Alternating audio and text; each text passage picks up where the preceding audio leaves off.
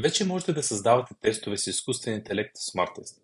Използваме най-добрия модел в света GPT-4 Turbo и може да създавате тестове по тема, текст или просто да снимате учебника.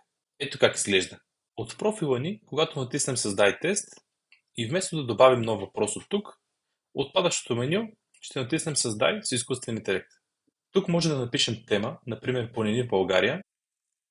А ако преподавате по чужди езици, от тук може да изберем на какъв език да е тест, например английски. И може да натиснем Създай. Ако искаме да създадем тест от урок или текст, от падащото меню избираме текст урок и тук може да поставим нашия текст. Например, ще копирам текст за детството на Христо Ботев и ще го поставя тук. И отново даваме Създай.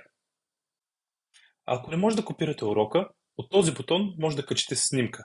Например, аз ще снимам урока кръвоносна система и кръвообращение от учебника Човекът и природата за 6 клас. Създаването на въпросите отнема около 2 минути.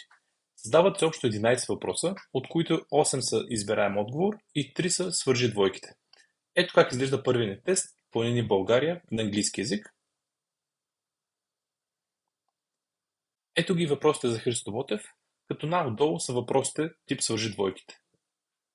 А от бутона тук още въпроси моля, SmartTest ще се даде нови 11 въпроса. Ето го и тестът за кръвоносната система, като от тук може да решите кои въпроси да използвате. Например, аз ще избера първият и вторият и мога да ги вмъкна в теста. А ако изкуственият интелект е допуснал грешка, може да я редактирате от тук.